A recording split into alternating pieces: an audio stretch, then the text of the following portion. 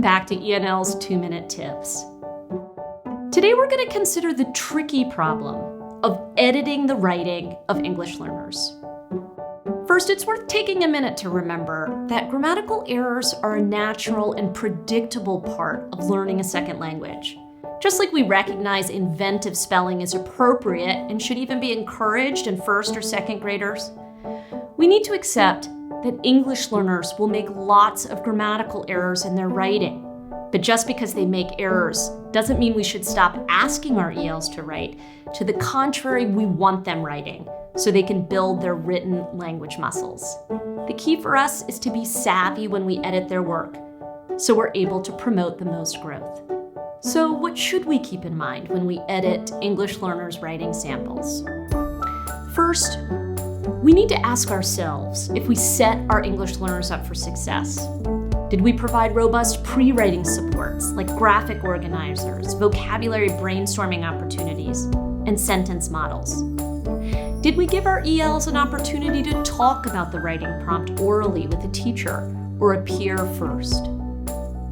Second, as we examine a writing sample, we should remember that our feedback needs to be limited. ELs need to be able to digest and make sense of our edits. One way to focus our feedback is to limit ourselves to 5 corrections and 5 corrections only. Another way is to focus on a single grammatical structure. Perhaps it's just pronouns or prepositions or a specific verb tense. There are lots of places you can go for a quick reference guide to English grammar. A good one can be found at learngrammar.net. If we give specific grammar feedback, it's important to explain the rule and offer some targeted practice on the side if you can. If your student is up the grades, you might reach out to a lower grade teacher for some pronoun or preposition practice, for example. Third, remember not to reflexively correct the mistakes for the English learner. I like to tell my students that if I can correct their mistakes, it shows that I know English. But if they can correct their mistakes, it shows me that they are learning English. Circle the mistake, spotlight the mistake, but don't correct it for them. But what if an English learner seems stuck or perplexed? Be prepared to explain the rule again. Telling them it just doesn't sound right, or constantly telling them that it's an exception to the rule doesn't do them much good. If you can't explain the rule, search the internet or find your nearest friendly English teacher.